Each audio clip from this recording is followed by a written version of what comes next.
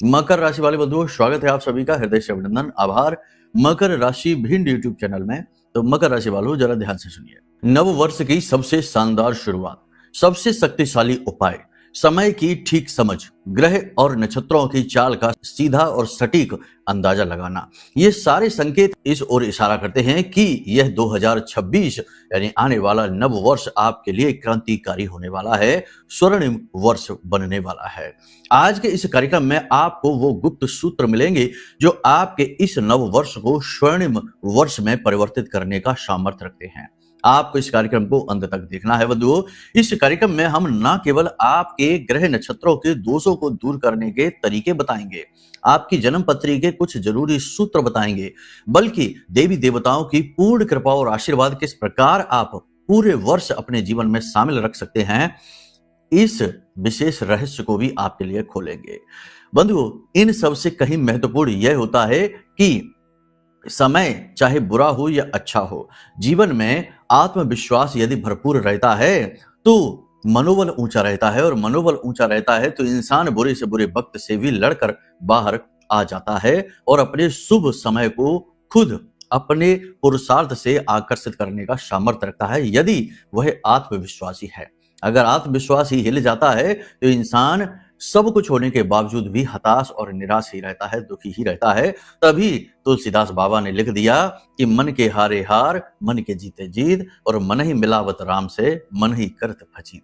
तो आज के इस कार्यक्रम में हम आपको मनोबल को ऊंचा रखने वाले कुछ जरूरी सूत्र भी बताएंगे। कार्यक्रम बेहद ही महत्वपूर्ण है, बेहद दिव्य है, और नव वर्ष के लिए किसी संजीवनी बूटी से कम नहीं है। हम जानते हैं कि बेशक नव वर्ष प्रारंभ हो जाएगा, समय और काल बदल जाएगा, ग्रह स्थितियां बदल जाएंगे, लेकिन इस समय आपके जीवन में जो संकट के बादल हैं, जो आपके जीवन में विपरीत परिस्थितियां हैं, उनका बदल पाना संभव नहीं है। कारण इसका यह है कि ये 2-4 दिन में आई हुई समस्या नहीं है, और ना ही 2-4 दिन में जाने वाली समस्या है। 2 दिन बाद नव वर्ष अगर प्रारंभ भी हो गया तो इसमें कौन सा बड़ा तूफान आ जाएगा, कौन सी बड़ी अमृत वर्षा हो जाएगी कि जीवन तुरंत बदल जाएगा। सोकर जागी और सुबह सब कुछ गायब हो गया, सारी नेगेटिविटी गायब हो गई, सारे दुख तकलीफ गायब हो गए, और सुबह जागे तो राजाओं की तरह जीवन हो गया। ऐसा कुछ भी नहीं होने वाला है, होगा तो धीरे धीरे ही। लेकिन ये बात निश्चित है कि यदि आप हमारी बातों को गंभीरता से लेते हैं, जो हम आपको बताते हैं, समझाते हैं, इन बातों को समझते हैं, जीवन में भी उतारते हैं और लगातार कर्म में विश्वास रखते हैं, तो आप इस नव वर्ष में बहुत कुछ अचीव करने वाले हैं। इसके कारण हैं, बहुत ही सॉलिड कारण है। पहला कारण तो इसका यह है कि यह सूर्य प्रधान है। पहले भी आपको हम बता चुके हैं, आप जानते हैं। और सूर्य कौन है? राजा है। सूर्य पुरुषार्थ का देवता है। और सबसे बड़ी बात कि हिंदुओं के पंचदेवों में सूर्य देवता एक प्रमुख देवता माने जाते हैं। इन्हें सूर्य नारायण कहा जाता है, यानी नारायण श्री हरि विष्णु का ही स्वरूप माना जाता है। और सूर्य के प्रतिदिन साक्षात दर्शन आप और हम सभी करते हैं। ऐसे में यदि आपने सब कुछ अनुकूल रख लिया अपने जीवन में, अपनी त्रुटियों को दूर कर लिया और कुछ नकारात्मकताओं को दूर करने वाले प्रयोग करने प्रारंभ कर दिए, तो चमत्कार होते देर नहीं लगेगी। धीरे धीरे समय दर समय चीजें बदलती चली जाएंगी, पॉजिटिव होती चली जाएंगी। बेहद महत्वपूर्ण कार्यक्रम है बंधुओं। मूल तौर पर इस कार्यक्रम में 3 बातों पर बात करेंगे। सबसे पहले इस समय और काल पर चल रही ग्रह स्थितियों के अनुसार आपके जीवन में क्या परिवर्तन आएंगे, यानी कि सटीक भविष्यवाणियां, ग्रहों का सटीक आकलन मिलेगा, और इसके अनुसार आपको हम बताएंगे 5 सटीक भविष्यवाणियां जो लगभग 70 से 80% तो आपके जीवन से फिट बैठ ही जाएंगी, मैच हो ही जाएंगे। और जो मैच नहीं होंगी उसका भी हम कारण बताएंगे कि क्यों मैच नहीं हो रही है। इसी के साथ साथ हम आपको बताएंगे कुछ जरूरी ज्योतिषीय सूत्र। यदि आप अपनी कुंडली को खोलना जानते हैं, किसी ऐप में खोल लेते हैं या आपके पास बनी हुई रखी है अपनी पत्री, तो उसमें लग्न चार्ट को देखना बताएंगे, और उसमें से कुछ सूत्र बताएंगे जो सूर्य और शुक्र पर आधारित होंगे। क्योंकि इस वर्ष में सूर्य और शुक्र की स्थितियां ये निर्धारित करेंगी कि आप कितनी ऊंचाई तक जाएंगे, कितना मजबूत वर्चस्व बनाएंगे, कितनी सफलता हासिल करेंगे। इसी के साथ साथ हम आपको बताएंगे 3 महा उपाय जो आपको नव वर्ष प्रारंभ होते ही कर लेने हैं, जिसमें एक उपाय तो इतना शक्तिशाली है कि जो आपके जीवन में भयंकर से भयंकर नेगेटिव एनर्जी को भी हटा देगा। चाहे किसी ने तंत्र मंत्र करवा रखा हो, बंधन करवा रखा हो, चाहे नजर टोना टोटका हो, चाहे किसी भी प्रकार की नेगेटिविटी हो, कुंडली से ही जनित कोई दोष क्यों ना हो, उसकी भी शक्ति को काटने का सामर्थ्य रखता है। यह महाशक्तिशाली उपाय, इसे जरूर जान लेना। ठीक है, तो कहने का मतलब यह है कि कार्यक्रम समय के अनुकूल है, बहुत ही महत्वपूर्ण है और आपको देखना अत्यंत अनिवार्य है, क्योंकि आपके लिए ही तो निर्मित किया गया है। यदि आप ही नहीं देखेंगे तो फिर कैसे बात बनेगी?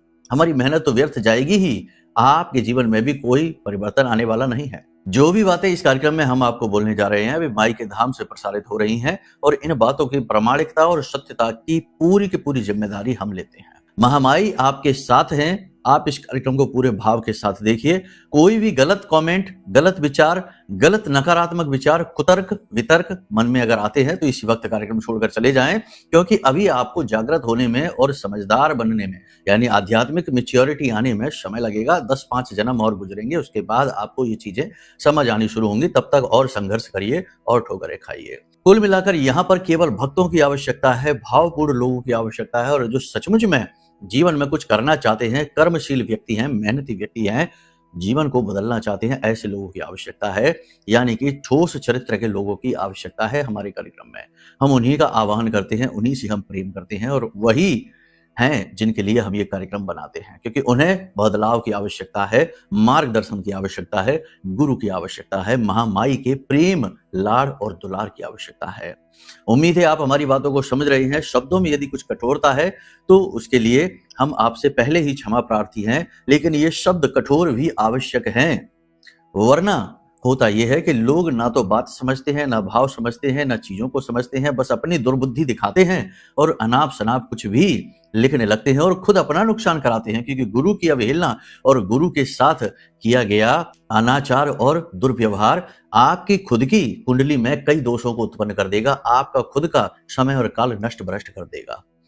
ठीक है, तो कहने का मतलब ये है कि इससे बेहतर है कि आप कहीं और जाइए, टाइम पास करिए। तो चलिए, उम्मीद करते हैं आप हमारी बातों को समझ रहे हैं। अब केवल भक्त टिकेंगे, जो भावपूर्ण है वो रुकेंगे। महामाई को याद करते हुए आज के इस महा कार्यक्रम की शुरुआत करते हैं। कमेंट बॉक्स में पूरे भक्ति भाव के साथ लिख डालिए, जय मां बगलामुखी कृपा करो।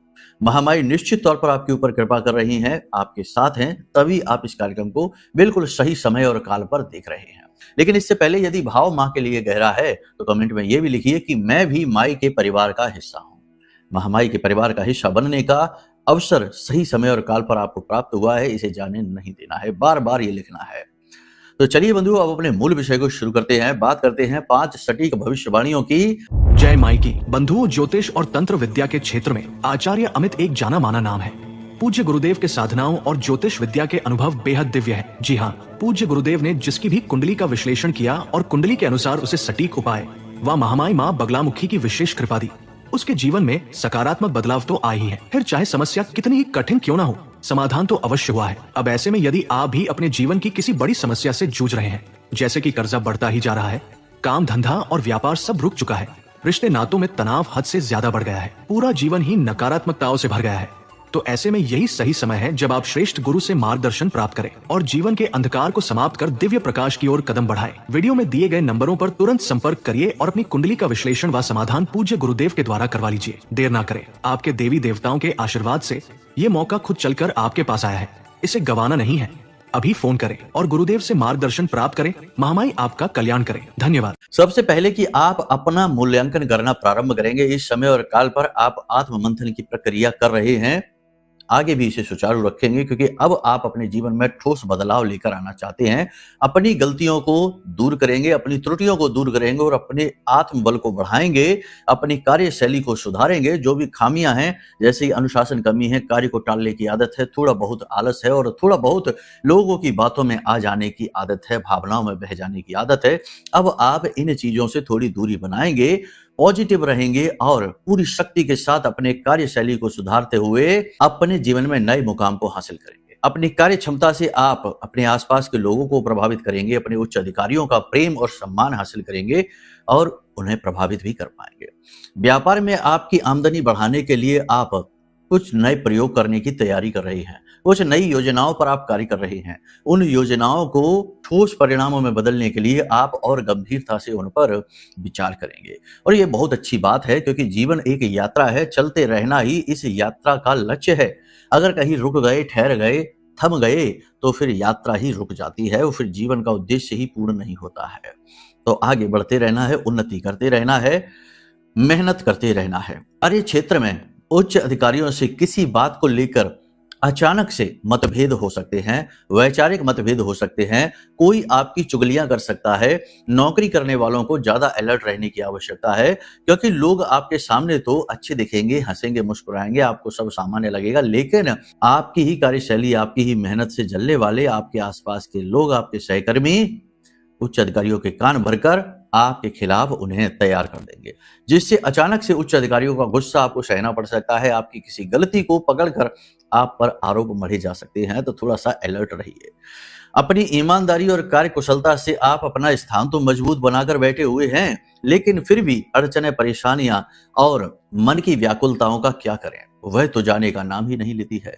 व्यवसाय में अपेक्षित परिणाम तो नहीं मिलेंगे, लेकिन मेहनत का फल मिलता रहेगा। ऐसा नहीं है कि बिल्कुल ही व्यापार डूबेगा, नहीं, व्यापार में परिणाम वैसे नहीं मिलेंगे जैसे आप सोच रहे हैं, लेकिन आपकी जो मेहनत लग रही है उसका फल आपको मिलता रहेगा और आप सकारात्मक रहेंगे और समय और काल पर उन्नति करेंगे, ऐसा मन में आप विश्वास लेकर बैठे हैं। संतान के किसी कार्य को लेकर आपको गर्व महसूस होगा। आप संतान के प्रति और सतर्क हो जाएंगे और आशावान बनेंगे और अपनी संतान को कुछ नया सिखाने, कुछ नया बताने की कोशिश करेंगे, उनके साथ संवाद करेंगे और एक बेहतर रिश्ता बनाने की कोशिश करेंगे। संतान की आदत वैसे तो भले ही कुछ ऐसी हो जो आपको अच्छी न लगती हो, लेकिन कुछ चीजें हैं जिनके ऊपर आपको गर्व महसूस होगा। परिवार का वातावरण सामान्य सा रहेगा, लेकिन अचानक से भाइयों से किसी बात को लेकर विवाद हो सकता है, पैसे रुपए को लेकर किसी बात को लेकर अचानक से झगड़ा हो सकता है, तनाव की स्थिति बन सकती है। नजदीक के लोग ही निराशावादी बातें करेंगे तो आपका मनोबल गिराने की कोशिश करेंगे, आपकी योजनाओं पर निराशा के बादल छाने की कोशिश करेंगे। यानी कि आपको अपने नजदीकी लोगों से भी सोच समझकर बात करना है, अपनी योजनाओं को नहीं बताना है, अपनी भविष्य की योजनाओं को गुप्त रखना है। आप जो भी सोच रहे हैं सही सोच रहे हैं, आपके अंदर पूर्ण सामर्थ्य है, क्षमता की कोई कमी नहीं है। आपको किसी से वैलिडेशन लेने की कोई आवश्यकता नहीं है। किसी को भी अपनी बात बताना और फिर उनकी सहमति लेने से कोई फायदा नहीं है। लोग आपको निराश करेंगे, हताश करेंगे, आपकी ही योजनाओं में आपको ही तमाम खामियां गिना देंगे और आप कुछ कंफ्यूज से हो जाएंगे। मन की चंचलता पर आप नियंत्रण रखने की कोशिश रखें, क्योंकि मन यदि आपका नियंत्रण से बाहर हुआ तो अनाप शनाप ना जाने कितने नकारात्मक और सकारात्मक हर प्रकार के मिलावटी विचार आपके मन में भर देगा और फिर आप अपने ही विचारों में उलझ कर रह जाएंगे और ना जाने कितना समय आपका खराब हो जाएगा। सोशल मीडिया पर आपको अपना समय खराब नहीं करना है। दिन के कई घंटे आप सोशल मीडिया पर खराब कर सकते हैं, तो थोड़ा सा इसमें आप अलर्ट रहिए, समय का ख्याल रखते हुए कार्य करिए। भूमि भवन से जुड़े हुए फैसले लेने में जल्दबाजी बिल्कुल भी ना करें, थोड़ा सा समय दें और ग्रहों की चाल को अनुकूल होने का मौका दें। इस समय पर ग्रहों की स्थिति पूर्ण रूप से अनुकूल नहीं है। 14 जनवरी के बाद स्थितियां अनुकूल होनी शुरू हो जाएंगी और 17 जनवरी तक पूर्ण रूप से स्थितियां अनुकूल होगी। तब आप भूमि भवन से जुड़े हुए फैसले लेंगे तो आपको सकारात्मक परिणाम, उच्च स्तरीय सकारात्मक परिणाम प्राप्त होंगे। अब यहाँ पर ध्यान देने वाली दो बातें हैं कि छोटी छोटी बातों को, क्योंकि लोग दिल दुखाने वाली, चोट पहुंचाने वाली बातें आपसे करेंगे, तो छोटी छोटी बातों को दिल से लगाने की आवश्यकता नहीं है। इमोशनल मैच्योरिटी दिखानी है आपको। इसी के साथ साथ जरा जरा सी बात पर हर एक व्यक्ति को जवाब देना और उनसे उलझना, ये आदत भी आपके लिए ठीक नहीं है। इससे आप अपने लिए ही तनावपूर्ण वातावरण तैयार करेंगे और अपनी मानसिक स्थिति को खुद ही डिस्टर्ब करेंगे, यानी मानसिक स्थिरता को। आप एक ऐसे व्यक्ति हैं जो मानसिक शांति के वातावरण में ही बेहतरीन कार्य करते हैं। दिमाग में यदि तमाम तरीके की हलचल उत्पन्न हो जाए, उथल पुथल भरे विचार दिमाग में भर जाएं, तो आपकी कार्य कुशलता प्रभावित हो जाती है। तो ऐसे में आपको मानसिक तौर पर शांत रहने की आवश्यकता है। अपनी एकाग्रता को बनाकर रखें। मन भटकने की कोशिश बहुत करेगा, इधर उधर की बातें दिमाग में आएंगी, कानों में पड़ेंगी, तो इमोशनल उतार चढ़ाव आपके मन में आ सकते हैं, जिससे एकाग्रता आपकी भंग होगी, नुकसान आपका ही हो जाएगा। लोगों का क्या है, वो तो कह सुनकर चले जाते हैं, आप तिल मिलाते रह जाते हैं, सोचते रह जाते हैं, दिन दिन भर सोचते रह जाते हैं कि आखिर ऐसा कैसे इसने कह दिया, ऐसा कैसा ये सोच सकता है हमारे बारे में, ना जाने क्या क्या। कारोबार में प्रतिस्पर्धा, कंपटीशन आपको परेशान करेगा और एक तरीके से देखा जाए तो कंपटीशन आपको सोचने पर भी मजबूर कर रहा है और ज्यादा स्ट्रांग बनाएगा। और आप इस कंपटीशन से परेशान जरूर है, व्यापारिक प्रतिस्पर्धा से परेशान जरूर हैं, लेकिन आप इससे लड़ने और निपटने के मार्ग भी निकाल लेंगे आराम से। बस आपको एकाग्र रहने की आवश्यकता है। आप आत्म मंथन करेंगे और अपनी छिपी हुई प्रतिभाओं को, अपनी शक्तियों को जागृत करेंगे और नए टैलेंट को अपने अंदर विकसित करेंगे। थोड़ा बहुत आप मानसिक शांति को प्राप्त करने के लिए मंदिर जा सकते हैं, किसी एकांत स्थान में जा सकते हैं और थोड़ा बहुत मौन रहकर अपने आप को, अंतर मन को जागृत करने के लिए अपने जीवन पर नजर डालेंगे, अपने कार्य पर नजर डालेंगे। यानी कहने का मतलब ये है कि आप स्व केंद्रित होने लगेंगे और ये बहुत ही अच्छी बात है। इसी के साथ साथ आप अपने परिवार के साथ, अपने प्रेमी जन के साथ कहीं बाहर भोजन करने के लिए भी जा सकते हैं। और सबसे बड़ी बात कि यदि आप धार्मिक प्रवृत्ति के इंसान हैं, पूजा पाठ अनुष्ठान में पूरा मन लगाते हैं, भगवान की भक्ति करते हैं, ये तो आपका अपना व्यक्तिगत विषय होगा। तो यदि आप भक्त प्रवृत्ति के इंसान हैं, तो ये वही समय और काल है जब आपको कुछ दिव्य अनुभूतियां होंगी। आपके कानों में सोते समय कोई आवाज आ सकती है, अर्ध निद्रा की स्थिति में आपको किसी के दर्शन हो सकते हैं, या फिर आपको ऐसा लग सकता है कि जब आप सो रहे हो तो आपके सिर पर किसी ने हाथ फेरा। आपके पुरखे पूर्वजों के दर्शन आपको सपने में हो सकते हैं, देवी देवताओं के दर्शन आपको हो सकते हैं और पक्षियों में मोर और नीलकंठ के दर्शन आपको हो सकते हैं।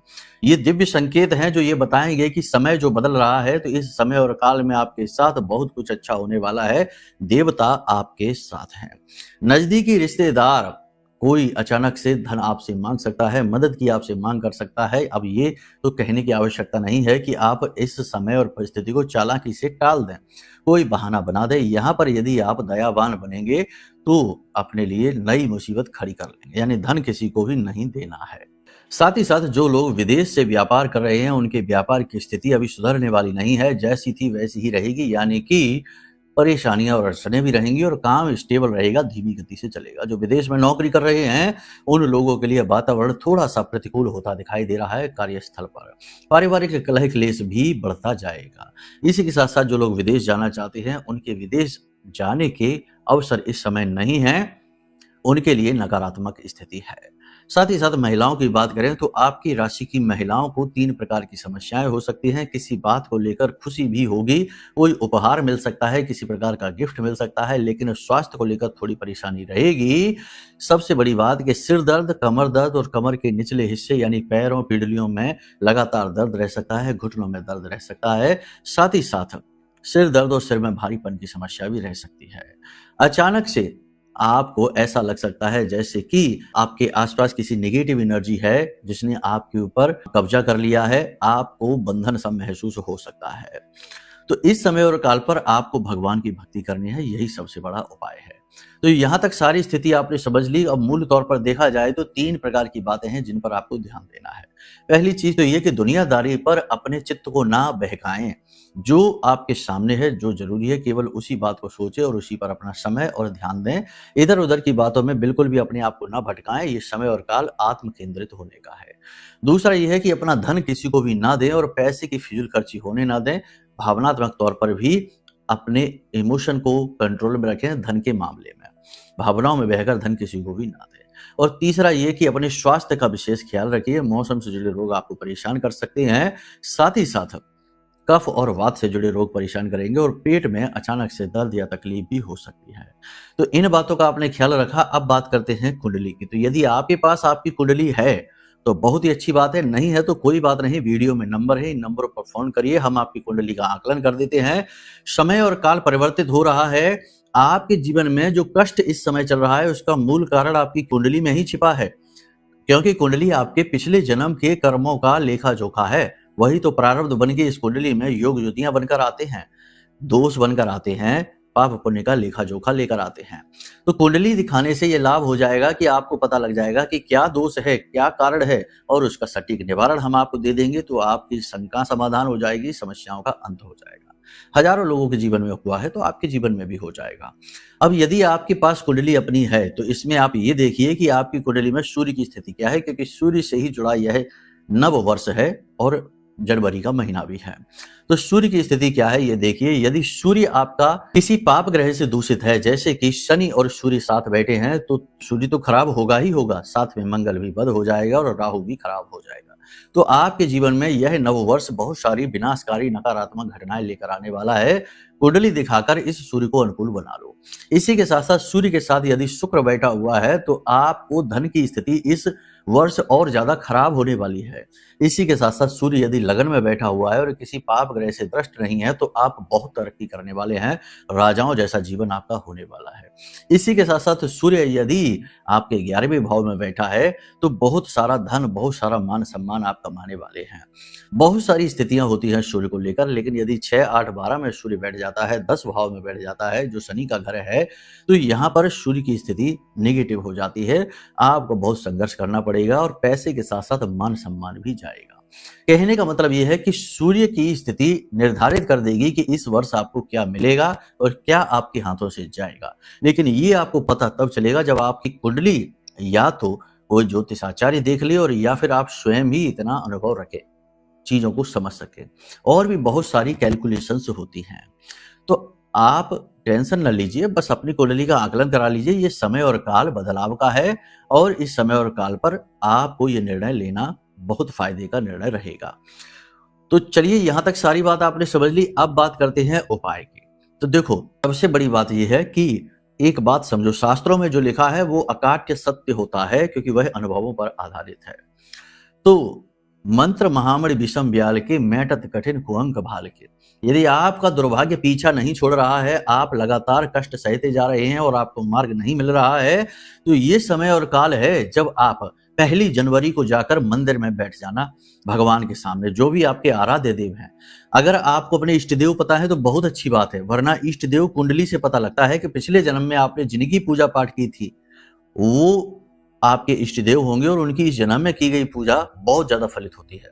तो इष्ट देव जानना है तो भी कुंडली दिखाई दो। कुंडली तो हर बात में दिखानी पड़ेगी, हर बात में कुंडली दिखाने से ही उद्धार होगा, क्योंकि कुंडली मतलब आपके जीवन का नक्शा, और नक्शा आपको पता है तभी तो आप आगे सकुशल तरीके से बढ़ेंगे, वरना तो भटकेंगे ही। तो इष्ट देव यदि आप जानते हैं तो बहुत अच्छी बात है, नहीं तो जिसमें देवी देवता के जिस रूप में आपकी आस्था है उन देवता के मंदिर जाइए। मान लेते हैं हनुमान जी के मंदिर जाते हैं, तो 1 तारीख को हनुमान जी के मंदिर चले जाना और हनुमान जी के सामने बैठकर जल हाथ में लेकर, हाथ में थोड़ा सा जल ले लिया, चावल ले लिए और पुष्प ले लिया, लाल रंग का कोई भी पुष्प ले लिया, और अपनी इच्छा मनोकामना को ध्यान में करते हुए कि जो भी आपके जीवन में कष्ट है, जैसे कर्जा चल रहा है या फिर नौकरी नहीं मिल रही है या वैवाहिक जीवन में कष्ट है, कुछ भी, हनुमान जी आपके जीवन के हर कष्ट को काटने का सामर्थ्य रखते हैं। मनसा पूर्ण कहा जाता है। जिन्होंने राम जी के कष्ट काटे वो आपके क्यों नहीं काट सकते। तो आपको बस उनके सामने बैठकर संकल्प लेना है कि हे प्रभु, हे भगवान, हम आपकी शरण में हैं और हम आपका 11 दिन का महा अनुष्ठान करने जा रहे हैं। अब ये अनुष्ठान क्या है, ध्यान से समझिए। अनुष्ठान का मतलब होता है कि देवता से किसी विशेष इच्छा की पूर्ति के लिए सकाम किया गया पूजा पाठ का कर्म। इसमें मेहनत लगती है, इसमें देवता बाध्य हो जाते हैं, इसमें दिव्य शक्ति आपका काम करने के लिए मजबूर हो जाती है, क्योंकि आपने संकल्प ले लिया और संकल्प में शक्ति बहुत ज्यादा होती है। संकल्प की शक्ति से ही तो पुराने जमाने में, प्राचीन काल में राक्षस या ऋषि मुनि देवताओं को भी प्रकट होने पर मजबूर कर देते थे, चाहे फिर ब्रह्मा जी हो, चाहे भोलेनाथ हो, चाहे कोई भी हो, नारायण ही क्यों ना हो। 5 वर्ष के बालक ध्रुव ने भगवान नारायण श्री हरि विष्णु को अपने सामने प्रकट होने पर मजबूर कर दिया संकल्प की शक्ति से। तो आपको संकल्प लेना है और संकल्प लेकर 11 हनुमान चालीसा प्रतिदिन और अंत में बजरंग बाण का पाठ। स्त्री हैं तो 11 हनुमान चालीसा प्रतिदिन और अंत में हनुमान अष्टक का पाठ, क्योंकि स्त्रियों को, महिलाओं को बजरंग बाण निषेध है। इसी प्रकार यदि भोले बाबा में आपकी आस्था है तो प्रतिदिन 11 माला या 21 माला ओम नमः शिवाय पंचाक्षरी मंत्र का जाप और अंत में शिव चालीसा का पाठ। ठीक है, इस प्रकार से आप संकल्प ले लीजिए और फिर एक निश्चित समय और काल पर मंदिर जाइए प्रतिदिन लगातार। संकल्प लेने के बाद फिर देवता तो बाध्य हो जाएंगे आपकी इच्छा पूरी करने के लिए, लेकिन आप उस संकल्प को तोड़ नहीं सकते, वरना आपकी हालत खराब हो जाएगी, क्योंकि ये एक एग्रीमेंट जैसा होता है ना, समझौता है। तो संकल्प तोड़ना नहीं है, तो कम से कम 11 दिन का संकल्प ले लेना या फिर 21 दिन का ले लेना। और आप देखिए कि ये जो 11 दिन है, ये जो 21 दिन है, आपके जीवन में आप स्वयं महसूस करेंगे देवता की शक्ति को।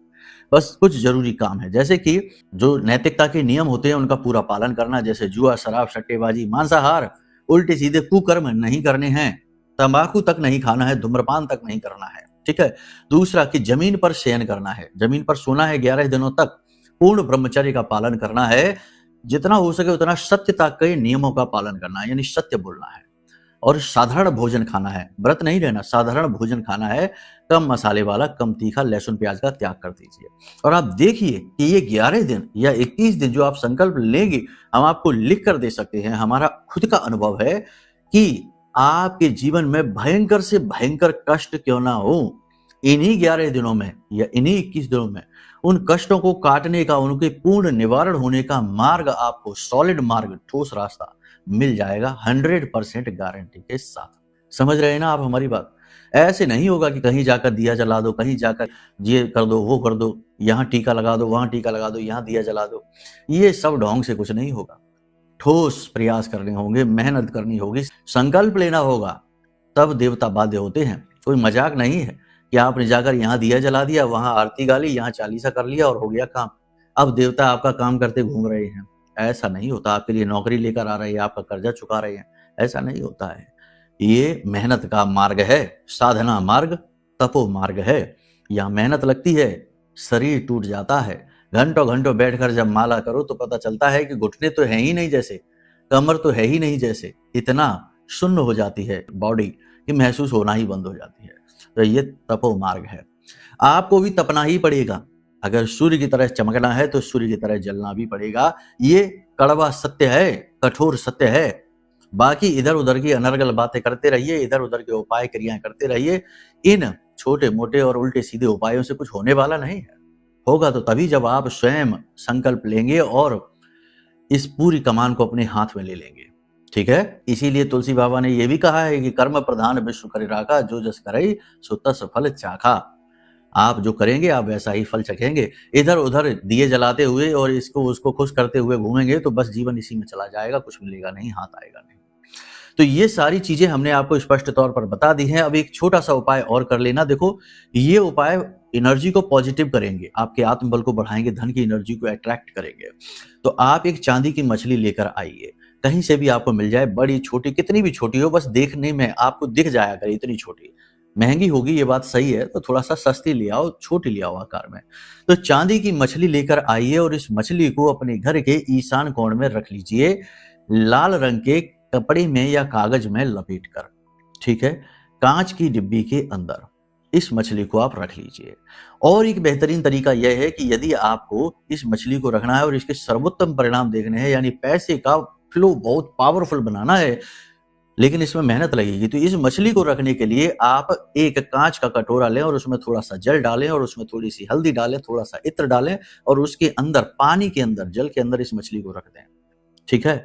लेकिन इस जल को आपको हर तीसरे दिन बदलना पड़ेगा, यानी इस जल को उठाकर घर के पवित्र पौधों में डालें।